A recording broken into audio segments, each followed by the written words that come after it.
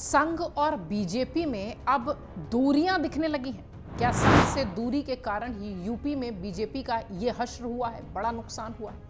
क्या संघ से दूरी बीजेपी को भारी पड़ रही है? क्या लोकसभा चुनाव में बीजेपी ने संघ परिवार की सलाह की अनदेखी की थी? यूपी में कई बीजेपी उम्मीदवार जो बनाए गए उनसे संघ असहमत था।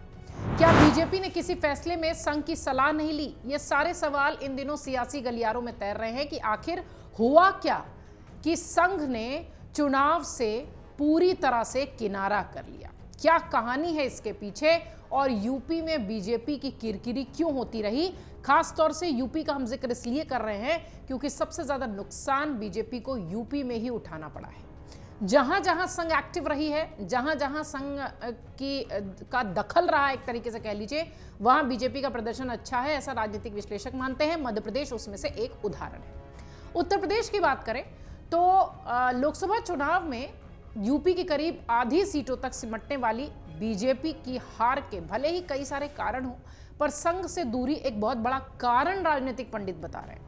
खबरें कहती हैं कि यह पहला चुनाव है जिसमें बीजेपी ने प्रत्याशियों के चयन को लेकर चुनावी रणनीति तैयार करने तक संघ से कोई परामर्श नहीं लिया। राष्ट्रीय स्वयंसेवक संघ का जिक्र हम लगातार इसलिए कर रहे हैं क्योंकि बीजेपी को ऐसा माना जाता है कि कोई भी चुनाव जो है वो उनके साथ मिलकर ही परामर्श के साथ उम्मीदवारों का चयन और चुनावी तैयारी करती रही है। लिहाजा संघ ने भी खुद को अपने वैचारिक कार्यक्रमों तक ही सीमित रख दिया और लोकसभा चुनाव में इसका बीजेपी को नुकसान उठाना पड़ा, ऐसा माना जा रहा है।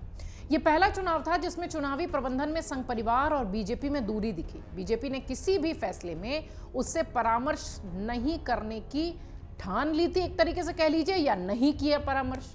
ऐसे में राष्ट्रीय स्वयंसेवक संघ मौन साध रखे था। आमतौर पर चुनाव में जमीनी प्रबंधन में सहयोग करने वाले संघ के स्वयंसेवक इस चुनाव में कहीं नहीं नजर आए।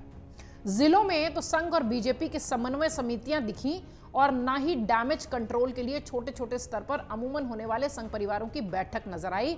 किसी भी जिले में कोई एक्टिवनेस यूपी के नहीं दिखाई पड़ी। कम मतदान पर लोगों को घर से निकालने वाले समूह भी इस चुनाव में नहीं नजर आए। अब सवाल ये उठता है कि आखिर ऐसा क्या हुआ जो राष्ट्रीय स्वयंसेवक संघ ने चुनाव से किनारा कर लिया? संघ से जुड़े कुछ वर्तमान और कुछ पूर्व पदाधिकारी और प्रचारक कहते हैं कि मुख्य वजह बीजेपी के एकांगी निर्णय और संघ परिवार के संगठनों के साथ संवादहीनता रही। माना यह भी गया कि बीजेपी के राष्ट्रीय अध्यक्ष जगत प्रकाश नड्डा के बयान, बीजेपी अब पहले की तुलना में काफी मजबूत हो गई है, इसलिए उसे अब संघ के समर्थन की जरूरत नहीं है। ये स्टेटमेंट चुनाव से थोड़े दिन पहले आया था और इस स्टेटमेंट ने स्वयंसेवकों को उदासीन किया। आपने देखा होगा रिजल्ट आने के बाद जेपी नड्डा का यह बयान सोशल मीडिया पर भी जमकर वायरल हो रहा था। पेपर कटिंग्स भी दिखाई पड़ रही थी और उनके बयान का वीडियो भी। संघ के एक पूर्व वरिष्ठ पदाधिकारी ये भी बताते हैं कि संघ अचानक तटस्थ होकर नहीं बैठा था। संघ से जुड़े सूत्रों के अनुसार 2019 के लोकसभा चुनाव में मिले परिणामों के बाद आत्ममुग्धता से लबरेज बीजेपी ने अपने सियासी फैसलों में संघ परिवार को नजरअंदाज किया। बीजेपी ने जब संघ परिवार की सलाह की अनदेखी करने का फैसला किया तो एक एक करके कई ऐसे बड़े फैसले कर डाले जिसने संगठन की साख और सरोकार पर विपरीत प्रभाव डाला, जो कि लाजमी था और इसलिए संघ ने अपनी भूमिका पूरी तरह से समेट ली। अयोध्या में श्री रामलला के प्राण प्रतिष्ठा को लेकर भी कुछ मतभेद नजर आए थे। हालांकि वो इतना बड़ा इवेंट था कि वो पूरी तरह से ये मतभेद को ढकते चला गया, या यूं कहें कि गौड़ हो गया ये मतभेद। बताया यह भी गया कि संघ ने कौशाम्बी, सीतापुर, रायबरेली, कानपुर, बस्ती, अंबेडकर नगर, जौनपुर, प्रतापगढ़ सहित प्रदेश के करीब 25 सीटों पर उम्मीदवारों पर असहमति जताई थी। इसके साथ ही बड़े पैमाने पर दूसरे दलों के लोगों को बीजेपी में शामिल कराने पर भी संघ की नाराजगी थी। जानकारी यह भी है कि संघ के एक वरिष्ठ पदाधिकारी ने बताया कि एक वरिष्ठ नेता ये कहते हुए दिखाई पड़े थे कि दूसरे दलों के दागी और अलोकप्रिय चेहरों को शामिल करना पार्टी में शायद उचित नहीं है, इससे गुटबाजी बढ़ेगी। इसके साथ ही संगठन की साख पर भी सवाल उठेगा, पर उनकी सलाह नहीं मानी गई। लिहाजा संघ उदासीन हो गया और जैसा कि हम शुरू से कह रहे हैं कि उसने अपने आप को समेट लिया। बीजेपी का चुनाव प्रबंधन पहले से ही कागजों पर था। संघ भी उदासीन हुआ तो ज्यादातर स्थानों पर न तो भाजपा के वोटर्स निकले और न ही उन्हें समझाने वाले। उनको समझाने वाले से संदर्भ यहां वही संघ की शाखा से जुड़े लोग हैं जो कि आमतौर पर चुनावों में एक्टिव होते हैं। लिहाजा ज्यादातर मतदान केंद्रों पर 2014, 19, 17 और 22 वाला प्रबंधन, वो मैनेजमेंट, वो पन्ना प्रमुखों की उपस्थिति के साथ तमाम संघ के जो शाखा से जुड़े हुए लोग हैं उनकी उपस्थिति, वो जो एक मैनेजमेंट हर बूथ का दिखाई पड़ता था, वो इस साल नहीं दिखाई पड़ा। चुनाव की घोषणा के एक साल पहले ही संघ परिवार ने अपने वैचारिक कार्यक्रम के तहत जनता से संवाद शुरू कर दिया था। घोषणा होने तक हर लोकसभा क्षेत्रों में 1-1 लाख बैठकें हो चुकी थी। इसके तहत संघ के जमीनी कार्यकर्ता 10-20 परिवारों के साथ बैठकें करके मतदाताओं को मतदान के लिए जागरूक करने, सांस्कृतिक और राष्ट्रवाद के एजेंडे पर काम करने के लिए माहौल बनाते थे। लेकिन बीजेपी संघ के इस कवायद का फायदा नहीं उठा पाई। संघ से जुड़े तमाम लोगों का कहना है, कुछ सूत्र भी हैं इसमें जिनका ये मानना है कि चुनाव से पहले प्रदेश बीजेपी ने कई क्षेत्रीय अध्यक्षों के साथ जिलाध्यक्षों की नियुक्ति की थी और इसमें भी संघ परिवार का फीडबैक नहीं लिया गया था। जो फीडबैक मिले भी थे उसकी अनदेखी हुई थी। खासतौर से गौरक्ष प्रांत और काशी के क्षेत्रीय अध्यक्ष और कुछ पदाधिकारियों की नियुक्ति को लेकर संघ की नाराजगी भी थी। वाराणसी समेत कई लोकसभा क्षेत्रों में मतदान प्रतिशत में भारी कमी आने के पीछे पदाधिकारियों की मनमानी नियुक्ति का भी एक बड़ा कारण माना जा रहा है।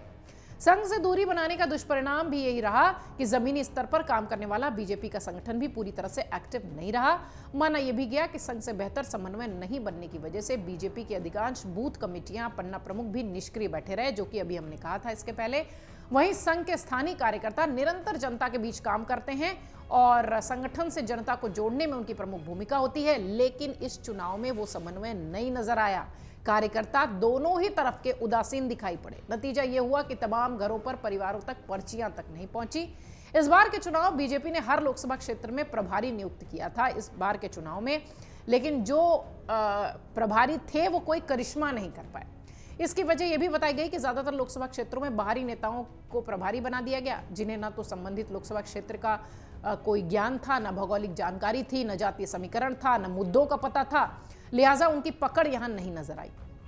तमाम प्रभारियों ने जमीन पर काम करने के बजाय सिर्फ क्षेत्रों में होने वाले बड़े नेताओं की सभाओं में अपने आप को दिखाया, अपना चेहरा दिखाया और वहीं तक खुद को सीमित भी कर लिया।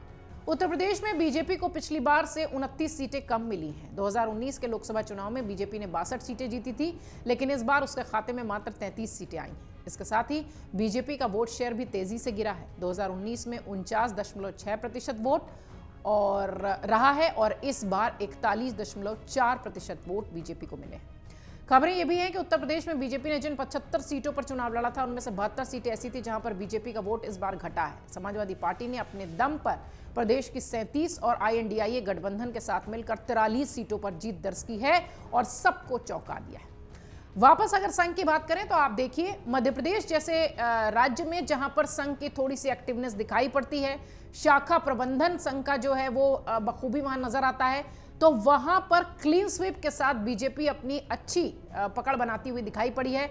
लेकिन उत्तर प्रदेश हुआ, हिंदी बेल्ट के बिहार का राज्य हुआ, राजस्थान हुआ, ये वो इलाके थे जहां पर संघ की अनदेखी करना बीजेपी को बहुत ज्यादा भारी पड़ गया और पन्ना प्रमुख से लेकर बूथ प्रबंधन तक का एक जो मैनेजमेंट शाखा के तमाम लोगों के साथ हुआ करता था, वो एक बैलेंस, संतुलित मैनेजमेंट नहीं नजर आया, जिसकी वजह से बीजेपी को इतना नुकसान उठाना पड़ा है। तमाम राजनीतिक विश्लेषक बीजेपी की सीटों के कम होने में, वोट परसेंटेज के कम होने में बड़े कारणों के बीच इस कारण को भी महत्वपूर्ण तरीके से मानते हैं कि संघ से दूरी और संघ के विचारों की अनदेखी या यूं कहें कि उनके फैसलों की अनदेखी ने बीजेपी को इस बार बहुत ज्यादा डेंट किया है। अगर आप ये वीडियो YouTube पर देख रहे हैं तो हमारे चैनल को सब्सक्राइब करें और बेल आइकन को दबाना ना भूलें। अगर आप Facebook पर ये वीडियो देख रहे हैं तो हमारे पेज को लाइक करें।